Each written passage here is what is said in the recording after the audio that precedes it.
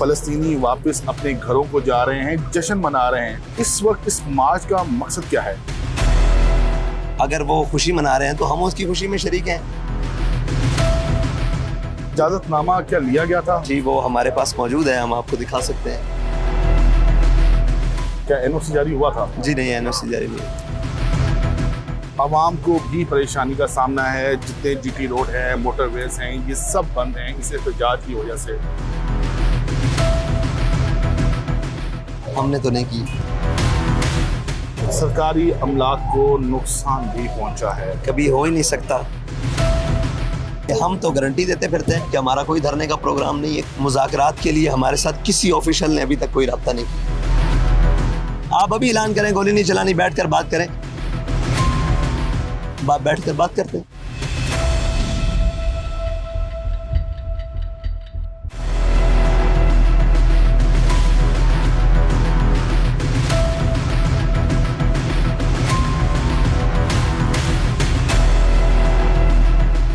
تحریک لبیک پاکستان کے امیر حافظ سعد رضوی ہمارے ساتھ موجود ہیں، آئیے ان سے بات کرتے ہیں۔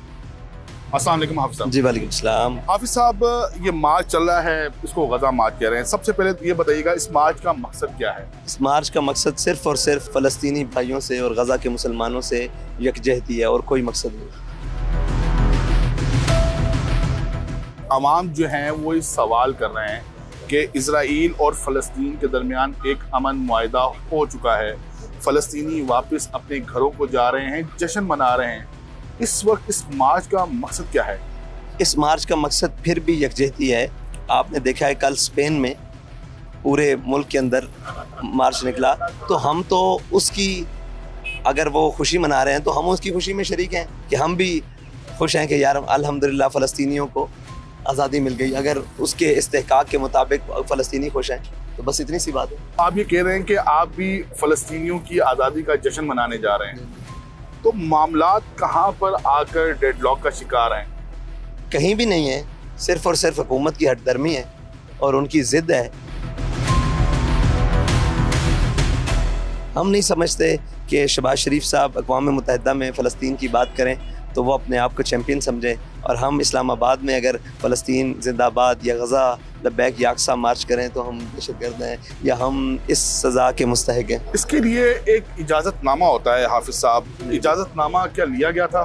جی وہ ہمارے پاس موجود ہے، ہم آپ کو دکھا سکتے ہیں کہ ہم نے اس کی درخواست بھی دی اور یہ بھی کہا کہ ہمارے ہیں، ہمیں سیکیورٹی بھی فراہم کی جائے اور ساری چیزیں، اس کو وہ ڈائری نمبر بھی لگا ہوا۔ این او سی جاری ہوتا ہے، کیا این او سی جاری ہوا تھا؟ جی نہیں، این او سی جاری نہیں ہوئی۔ مطلب صرف آپ نے درخواست دی؟ جی ہم نے درخواست۔ راستے میں آپ کو بار بار روکا جا رہا ہے۔ ہماری منزل یہی ہے کہ ہمیں فلسطینیوں کے ساتھ اظہاری یکجہتی کرنے دی جائے، بس اسلام آباد کے اندر کرنی دی جائے۔ اس میں کیا ہمارا ملک نہیں ہے اسلام آباد؟ کیا ہمارا شہر نہیں ہے اسلام آباد؟ کیا ہمارا شناختی کارڈ پاکستان کا نہیں ہے؟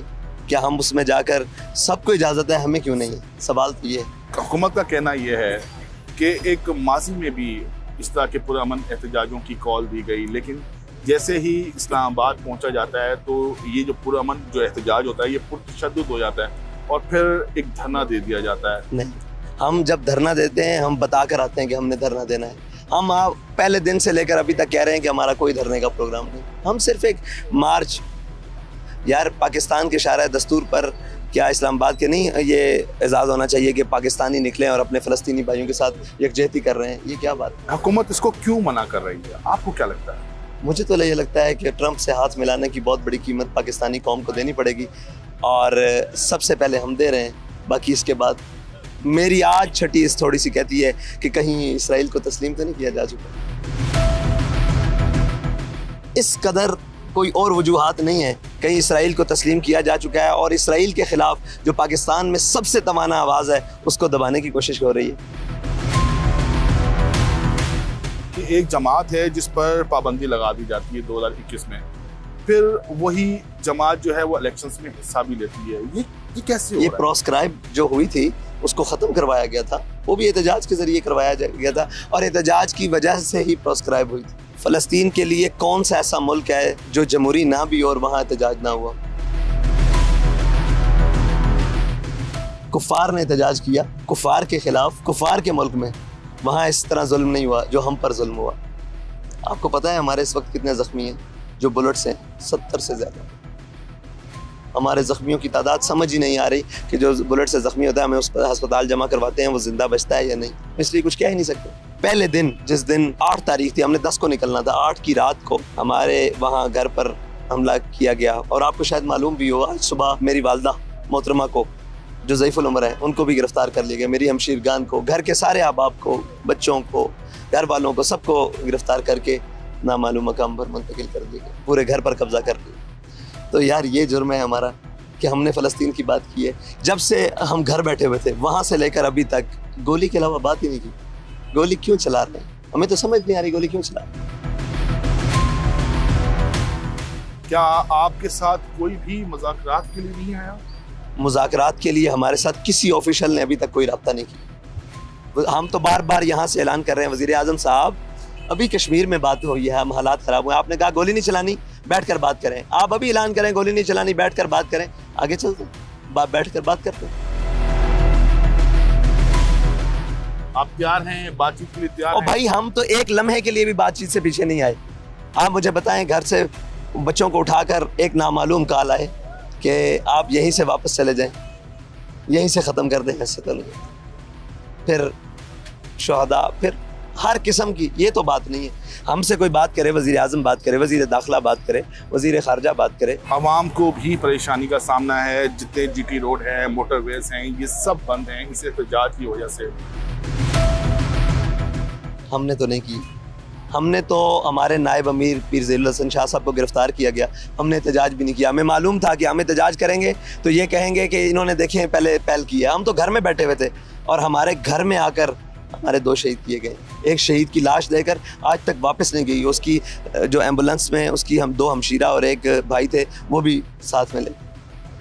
بہت بڑی ظلم کی داستان ہے, بہت بڑی ظلم کی داستان ہے. اگر ابھی مذاکرات ہو جاتے ہیں تو آپ اپنا احتجاج یہیں پہ ختم کر دیں گے؟ فلسطین سے یکجہتی کریں گے پاکستان میں جہاں ہم نے منزل دی ہوئی ہے. ہم یہ تکلیف ہے نا کہ دھرنا دیں گے, ہم تو گارنٹی دیتے پھرتے ہیں کہ ہمارا کوئی دھرنے کا پروگرام نہیں ہے,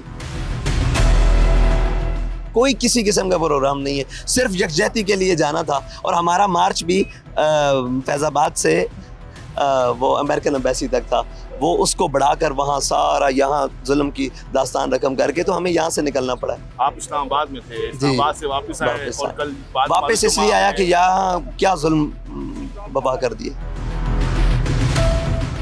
ایک منٹ صبر, یہ وہ ہے جو میں صرف ایک منٹ میں بھر کے آپ کے سامنے رکھ سکتا. یہ کیا ہے؟ یہ ایک منٹ میں تعداد گن نہیں سکتے.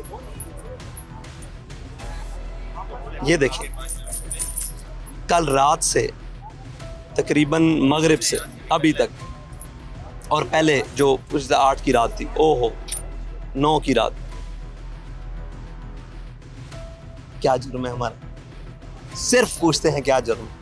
گولی کیوں چلاتے ہو, گولی کیوں چلاتے ہو, گولیاں بھی مار رہے ہو, پھر یہ کہہ رہے ہو کہ ہم نے سب سے زیادہ فلسطین کے لیے کیا, ہم نے ٹرمپ سے 20 نکات لکھوائے اور یہ کیا, تم ان کے لیے یہ کس لیے. اور یہاں پر جو دوسری یہ آیا ہے ان کے اندر یہ جو لکھا ہوا ہے میڈ ان پاکستان, غزہ والے خوش قسمت ہیں جی, یہ غزہ والے خوش قسمت ہیں کہ ان کو میڈ ان اسرائیل لگتی ہے.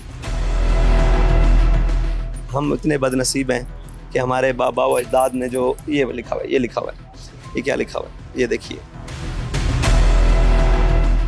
جی, یہ لکھا ہوا, یہ تو بے شمار ہیں, آپ دیکھ ہی نہیں سکتے. جہاں ہاتھ ماریں گے نیچے شہر پہ, یہ دیکھیں, یہ لے, یہ لے. حافظ صاحب, آپ سمیت آپ کے کارکنان کی جانوں کو بھی خطرہ ہے. کیوں ہے جرم, کیوں ہے؟ ہم نے ایسا کیا کیا؟ کیا غزہ کا نام یہاں نہیں بلند ہوا پہلے پاکستان؟ کسی نے غزہ کی نام نہیں لیا پاکستان میں؟ سرکاری املاک کو نقصان بھی پہنچا ہے. کبھی ہو ہی نہیں سکتا. سب سے بڑی سرکاری املاک ہمارے سامنے وہ ہیں جو ہمیں گولی مار رہے ہیں. ہم انہیں کہتے ہیں بابا جی نے کہا تھا ہمارے قائد نے کہ یہ میرے بچے ہیں، یہ میرے بچے ہیں، تو تم وہ ہمارے بھائی ہیں، ہم نے کسی کو کچھ نہیں کیا۔ یہاں سے ایک ان کے خلاف نعرہ نہیں لگا۔ ہمارے ساتھ یہ کچھ عیدی ایمبولینس والے بھی آئے ہیں، آپ کے کسی کارکن کی میرے خیال میں میت ہے جو اس کے اندر ہے، یہ آپ سے ریکویسٹ کر رہے ہیں کہ کوئی ان کی گاڑی ان کو واپس کر دی جائے۔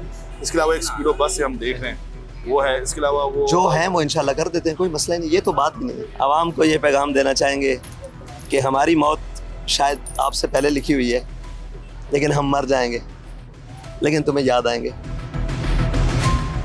بہت شکریہ۔ ہمارے ساتھ موجود تھے تحریک لبیک پاکستان کے امیر حافظ سعد رضوی صاحب۔